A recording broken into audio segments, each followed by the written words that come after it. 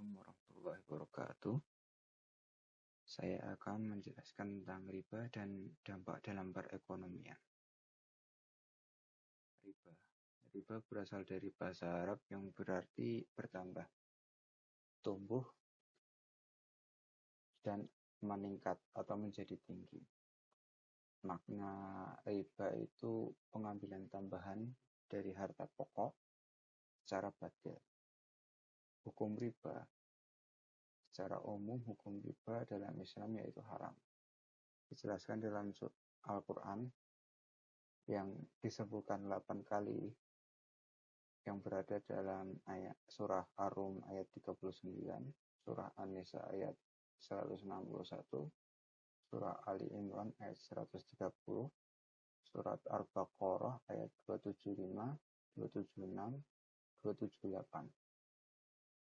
Tahapan pengharaman riba berawal dari surah Ar-Rum ayat 39 yang menjelaskan tidak berkahnya dan tidak diterimanya harta yang bertambah karena riba. Kemudian tahap kedua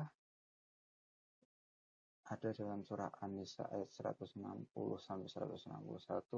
Ayat ini menjelaskan bahwa orang-orang Yahudi dulu itu diharamkan makanan yang dulunya halal oleh kepada kaum Yahudi karena perbuatan batil mereka dan perbuatan riba mereka. Kemudian surah Ali Imran ayat 131 itu perintah Allah untuk menjauhi riba ketika kaum kafir memasuki Islam. Dan yang terakhir itu Al-Baqarah ayat 275 itu diharamkan secara mutlak oleh Allah perbuatan riba itu sendiri, dan larangan keras berbuat riba dan ancamannya ada dalam ayat 278 sampai ayat 279 surat Al-Baqarah. Bentuk-bentuk riba ada 4. Yang pertama riba fadl, riba nasi'ah, kemudian riba yad, dan riba fadl. Yang pertama riba fadl. Riba fadl merupakan transaksi jual beli harta ribawi, emas, perak, atau bahan makanan yang sama jenisnya, yang melebihkan satu barang dari yang lain. Karena ada unsur melebihkan, fadl, maka riba ini termasuk riba fadl, riba yang melebihkan. Misalkan A memiliki beras berkualitas yang bagus sebesar 1 kilo, kemudian ingin ditukarkan kepada si B yang memiliki beras 2 kg tapi berasnya jelek.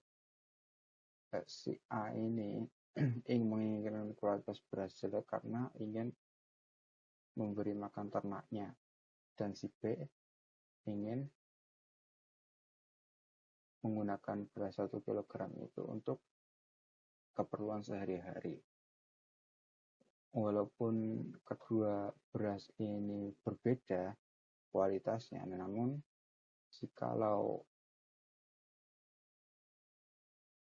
sama-sama beras tapi beda takaran dalam transaksinya, maka hal ini termasuk riba dalam Islam. Untuk mencegah hal-hal tersebut, itu sebelum transaksi, si A dan si B itu sama-sama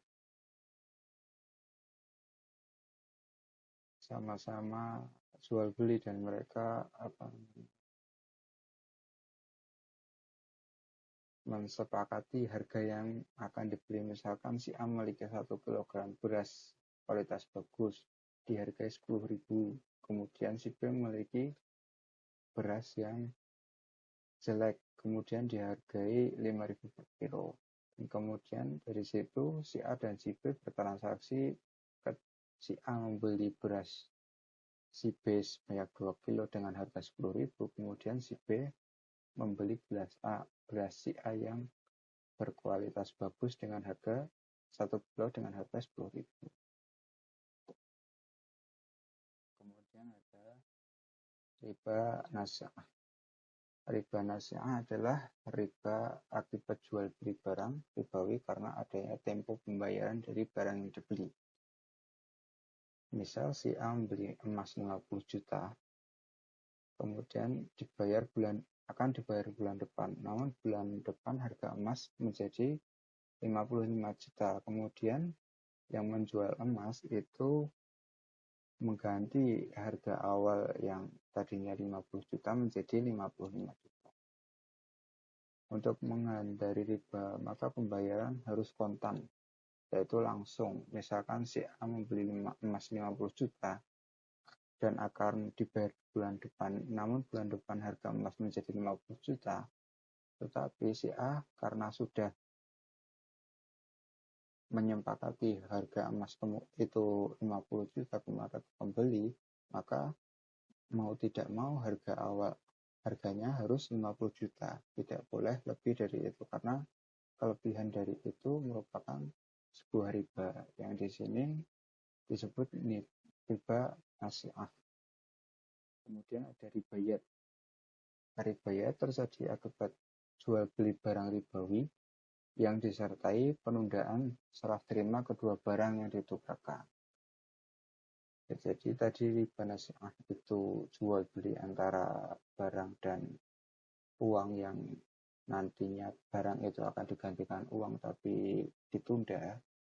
Hal ini jadi dalam ribayat, yaitu barang sama-sama bersama dengan barang. Jadi misal A menjual beras 1 kg kepada B yang membayar dengan jagung 5 kg. Pada saat transaksi, harga beras 1 kg itu 10.000 dan harga jagung 1 kg 2.000. Karena ada kendala, B menunda pembayaran jagungnya pada saat membayar jagung menjadi 2.500. Jadi ketika B mau membayar jagung itu harganya sudah naik. Nah, kemudian si B ini ingin membayarnya itu dengan harga yang sekarang, yang baru gitu. Yaitu penambahan itu merupakan sebuah riba. Ribanya adalah ribayat. Untuk menanggulangi hal tersebut, sebelum transaksi maka A dan B itu harus membuat kesepakatan harga jual. Misalkan beras itu harganya 10.000 dan jagung harganya 2.000. Ya, ketika terjadi transaksi maka beras dan jagung itu walaupun tertunda salah satunya itu tidak boleh ada penggantian harga, jadi sudah tetap. Nah, riba ini itu memiliki keharusan keriduan untuk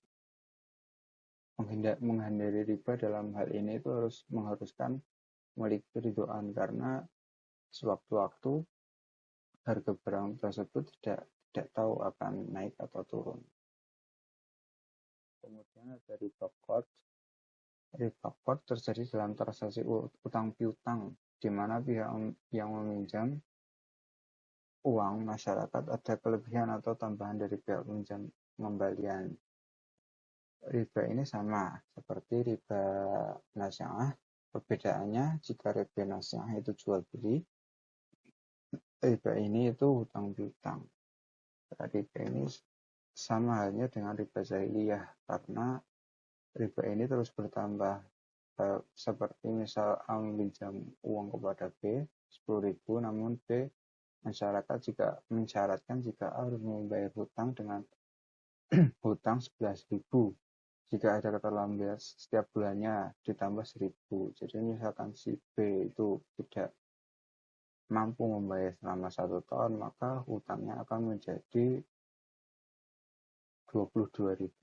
Dan tambahan ini itu yang menyebabkan riba.